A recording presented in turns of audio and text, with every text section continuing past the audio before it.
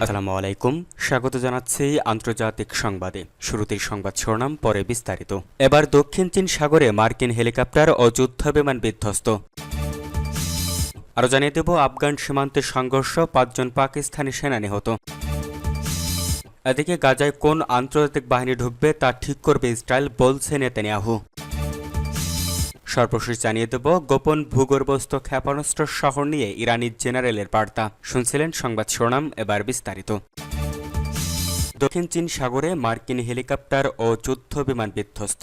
দক্ষিণ চীন সাগরে যুক্তরাষ্ট্রের নৌবাহিনীর একটি হেলিকপ্টার ও একটি যুদ্ধ বিমান আধা ঘন্টার ব্যবধানে বিধ্বস্ত হয়েছে। উভয় দুর্ঘটনার ক্রুদের নিরাপদে উদ্ধার করা হয়েছে বলে জানিয়েছে মার্কিন নৌবাহিনী। খবর CNN এর। নৌবাহিনী জানায়, গত রোববার ২৬ অক্টোবর বিমানবাহী USS নিমিতজ রণতরী থেকে MH-60 আর সিহক হেলিকপ্টার নিয়মিত অভিযানে অংশ নেওয়ার সময় বিধ্বস্ত হয়। আধা ঘন্টা পর একই রণতরী থেকে একটি FA-18F সুপার হর্নেট যুদ্ধবিমানও বিধ্বস্ত হয়। উভয় ঘটনায় ক্রুরা নিরাপদে উদ্ধার করা হয়েছে। দক্ষিণ চীন সাগর কৌশলগতভাবে গুরুত্বপূর্ণ। চীনসহ দক্ষিণ পূর্ব এশিয়ার কয়েকটি দেশ এই সাগরের কিছু অংশের মালিকানা দাবি করে। যুক্তরাষ্ট্র সেখানে আঞ্চলিক অংশীদারদের সমর্থন এবং বেইজিংয়ের দাবির বিরুদ্ধে অবিচল উপস্থিতি বজায় রেখেছে। এদিকে মার্কিন প্রেসিডেন্ট ডোনাল্ড ট্রাম্প এশিয়া সফরে রয়েছেন। চীনের প্রেসিডেন্ট শি জিনপিংয়ের সঙ্গে বাণিজ্য নিয়ে আলোচনার কথা রয়েছে। আফগান সীমান্ত সংঘর্ষ, ৫ জন পাকিস্তানি সেনা নিহত। পাকিস্তান আফগানিস্তান সীমান্তে নতুন সংঘর্ষে ৫ জন পাকিস্তানি সেনা নিহত হয়েছেন। গত রোববার ২৫ অক্টোবর পাকিস্তানের সামরিক বাহিনী জানিয়েছে, আফগানিস্তান থেকে আসা ২৫টি সশস্ত্র যোদ্ধাকে তারা হত্যা করেছে। সেনাবাহিনী বলেছে, কুরাম ও উত্তর ওয়াজিরিস্তান জেলায় তেহরিক-ই-তালেবান পাকিস্তান TTP সন্ত্রাসীদের অনুপ্রবেশ চেষ্টা ব্যর্থ করেছে। পাকিস্তান অভিযোগ করেছে, আফগানিস্তানের তালেবান প্রশাসন সশস্ত্র গোষ্ঠীর ওপর নিয়ন্ত্রণ রাখতে ব্যর্থ। চলতি মাসের শুরুতে দুই দেশের মধ্যে সীমান্তে তীব্র সংঘর্ষ হয়েছিল। এরপর তুরস্কের আলোচনার মাধ্যমে যুদ্ধবিরতি চুক্তি হয়েছে। পাকিস্তানের প্রতিরক্ষা মন্ত্রী খাজা মোহাম্মদ আসিফ সতর্ক করে বলেছেন, আলোচনায় ব্যর্থ হলে ইসলামাবাদের সামনে সরাসরি যুদ্ধ ছাড়া বিকল্প কিছু থাকবে না। তালেবান সরকার নতুন সংঘর্ষ নিয়ে মন্তব্য করেনি, তবে তারা আগেই আফগান ভূখণ্ডে সশস্ত্র যোদ্ধাদের আশ্রয় দেওয়ার অভিযোগ অস্বীকার করেছে। যুক্তরাষ্ট্রের প্রেসিডেন্ট ডোনাল্ড ট্রাম্প জানিয়েছেন, আফগানিস্তান পাকিস্তান সংকট দ্রুত সমাধান করবেন। সূত্র ডন। গাজায় কোন আন্তর্জাতিক বাহিনী ঢুকবে তা ঠিক করবে ইসরায়েল, বলছে নেতানিয়াহু।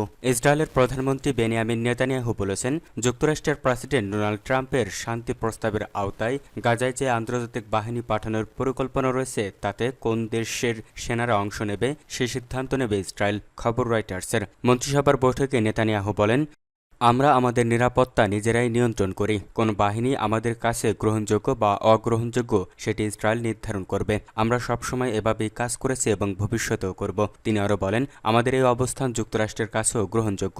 সম্প্রতি সময়ে মার্কিন কর্মকর্তারা তা পরিষ্কারভাবে জানিয়েছেন। যুক্তরাষ্ট্র এরই মধ্যে জানিয়েছে তারা গাজায় সেনা পাঠাবে না। ফলে সেখানে পাঠানো আন্তর্জাতিক বাহিনীতে থাকতে পারে মিশর, ইন্দোনেশিয়া ও উপসাগরীয় আরব দেশগুলোর সেনারা। তবে কোন দেশ এতে যোগ দেবে তা এখন নিশ্চিত নয়। ২০২৩ সালের ৭ অক্টোবর হামাসের বিরুদ্ধে যুদ্ধ শুরু হওয়ার পর থেকে ইসরায়েল গাজা অবরুদ্ধ করে রেখেছে।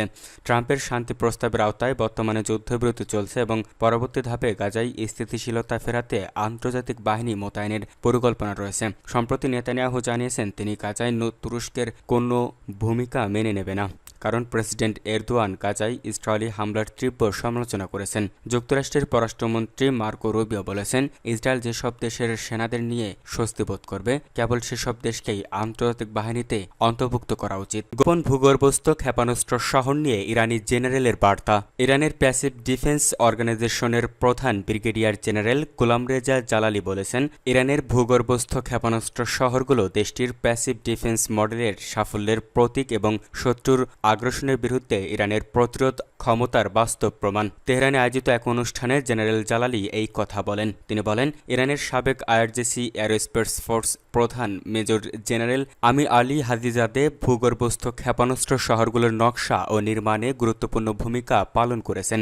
জেনারেল জালালি এই প্রকল্পগুলো প্যাসিভ ডিফেন্সের নীতি ও মানদণ্ড অনুসারে নির্মিত হয়েছে, যা ইরানকে শত্রুপক্ষ বিশেষত ইসরায়েলি শাসন ব্যবস্থার বিরুদ্ধে 12 দিনের আরোপিত যুদ্ধের সময় সামরিক সক্ষমতা প্রদর্শনে সহায়তা করেছে। তিনি বলেন 12 দিনের পবিত্র প্রতিরক্ষা যুদ্ধ ইরানের জন্য উল্লেখযোগ্য সাফল্য এনেছে, তবে একই সঙ্গে এটি কিছু দুর্বলতা উন্মোচন করেছেন। তিনি আরও বলেন প্যাসিভ ডিফেন্সের দৃষ্টিকোণ থেকে এই দুর্বলতাগুলো বিশেষ করে দেশে অবকাঠামোগত খাতে দ্রুত সমাধান করা উচিত। ইরানের প্যাসিভ ডিফেন্স অর্গানাইজেশনের প্রধান জানান, সশস্ত্র বাহিনীর জেনারেল স্টাফ এবং সরকারের নির্দেশনা অনুযায়ী আমাদের সংস্থা দেশের প্রস্তুতি বাড়াতে ও মহড়া পরিচালনায় একাধিক কর্মসূচি হাতে নিয়েছে।